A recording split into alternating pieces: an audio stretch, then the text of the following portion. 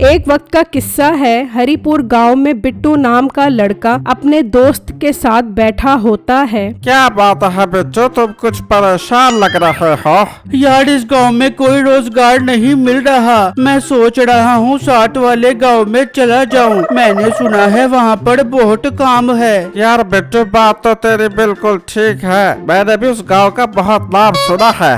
हरिपुर गांव के साथ वाले गांव में एक ठाकुर रहता था, जिसके 2 मुंशी थे, एक मीठा और दूसरा जॉनी।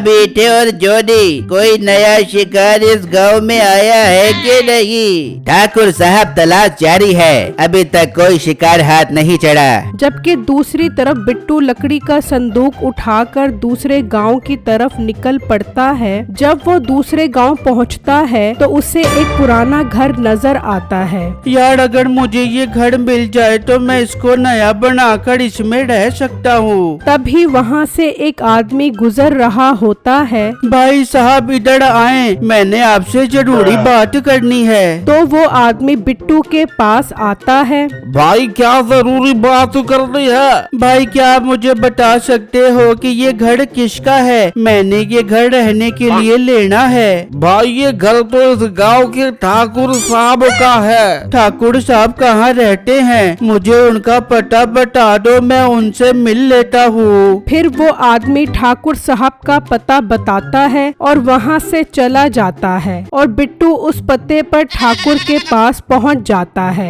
आप ही इस गांव के ठाकुर साहब हैं? हाँ, मैं ही ठाकुर हूँ। तुम मुझे इस गांव के नहीं लग रहे हो। जी ठाकुर साहब, आपने सही पहचाना है। मैं 60 वाले गांव से यहाँ काम की तलाश में आया हूँ। लड़के, काम तो तुम्हें मिल जाएगा, पर तुम इस गांव में रह कहाँ रहे हो? ठाकुर साहब, वो मैंने इस गांव में एक पुराना घर देखा है। मुझे किसी ने बताया है कि वो घर आपका है। अच्छा, वो घर? वो तो काफी पुराना है, तुम वहाँ नहीं रह सकते, वो किसी वक्त भी गिर सकता है। ठाकुर साहब, मेरे पास बहुत पैसा है, मैं उस घर को नया बनवा लूँगा, बस आप मुझे वो जगह दे दें। अच्छा, तो तुम्हारे पास काफी पैसा है, फिर तुम परेशान क्यों होते हो? मेरे पास मजदूर हैं, वो तुम्हारा घर बना देंगे। ठाकुर साहब, ये तो बहुत अच्छी बात है, मैं फिर आज ही काम शुरू करवा दूंगा। रुको, मैं तुम्हारा मसला हल करता हूँ। मीठे और जॉनी इधर आओ। फिर मीठा और जॉनी आते हैं। मीठे और जॉनी, ये लड़का इस गांव में नया आया है, इसके साथ चले जाओ और पुराने घर को नया बनाकर साफ कर दो। समझ गए ना मेरी बात? जी जी ठाकुर साहब, अच्छे से समझ गए। फिर वो तीनों ठाकुर के घर से निकलते हैं और पुराने घर आ जाते हैं। भाई इस घर को मजबूत और नया बना दो ताकि मैं इसमें सुकून से रह सकूं। लड़के, तुम्हें परेशान होने की जरूरत नहीं है, हम इस घर को इतना साफ और मजबूत कर देंगे कि तुम खुद भी हैरान और परेशान रह जाओगे। फिर वो घर के अंदर आ जाते हैं। भाई आप लोग काम शुरू करो, मैं संदूक को यहाँ रखकर आप लोगों के लिए खाने के लिए कुछ लेकर आता हूँ। भाई जरा जल्दी लेकर आना, बहुत भूख लग रही है। नहीं नहीं, ये मजाक कर रहा है, तुम जल्दी जाओ, सुकून से आओ, ताकि जब तक हम अपना काम मुकम्मल कर लें। ठीक है भाई, आप काम शुरू करो, मैं जाता हूँ खाना लेने के लिए। फिर बिट्टू वहाँ से चला जाता है। मीठे, मुझे लगता है इस संदूक में जरूर कोई कीमती चीज है। हाँ जॉनी, तो ठीक बोल रहा है, चल इसको खोल कर देखते हैं। फिर वो संदूक खोलते हैं तो हैरान रह जाते हैं, उसमें पैसा, सोना और चांदी होते हैं। जॉनी, संदूक को उठा और निकल, कहीं वो मोटा ना आ जाए। फिर वो संदूक उठाकर वहाँ से चले जाते हैं और ठाकुर के पास आ जाते हैं। वाह जॉनी और मीठे, तुम लोगों ने कमाल कर दिया।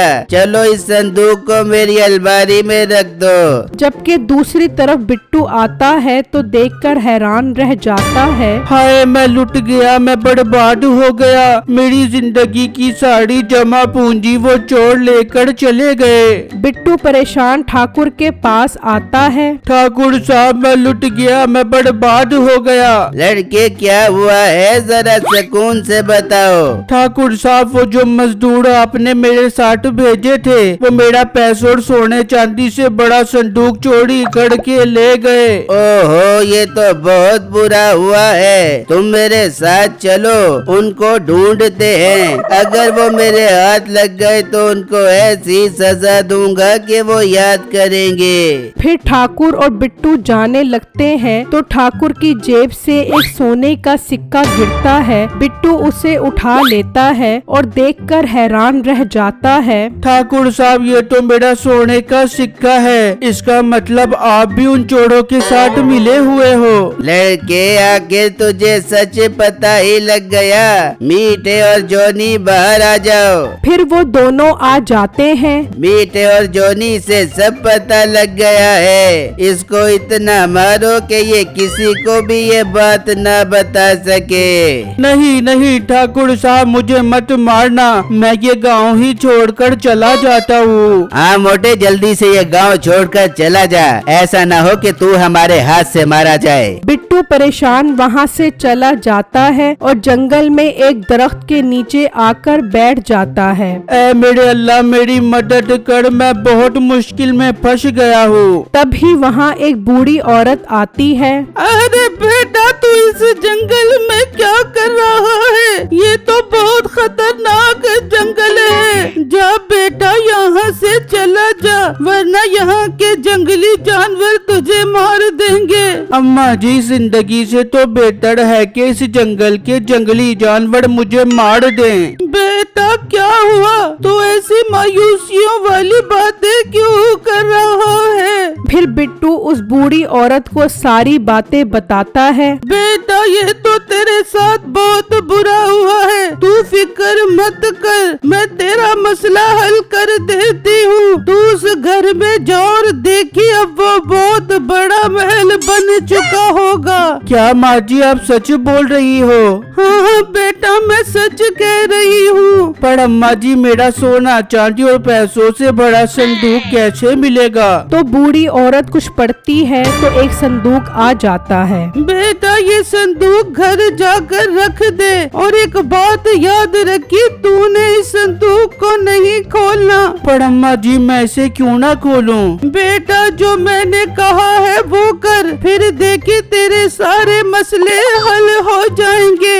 ये कहकर वो बूढ़ी औरत वहाँ से चली जाती है और बिट्टू वो संदूक लेकर पुराने घर आता है। जब वो घर का दरवाजा खोलता है तो वो घर अंदर से महल बना होता है। बिट्टू खुशी खुशी अंदर आ जाता है। तभी दरवाजा बजता है। बिट्टू दरवाजा खोल देता है। लड़के ये कैसे हुआ? ये घर अंदर से महल कैसे बन गया? ठाकुर साहब वो देखो, वो खजाने वाला संदूक फिर वहाँ पड़ा है। चलो इस संदूक से खजाना निकालो। फिर वो संदूक खोलते हैं तो संदूक उन तीनों को अपने अंदर खींच लेता है। अल्लाह तेरा लाख लाख शुक्र है, मेरा सब कुछ मुझे वापस मिल गया। मीठा, जॉनी और ठाकुर कहाँ गए ये एक राज ही रह जाता है।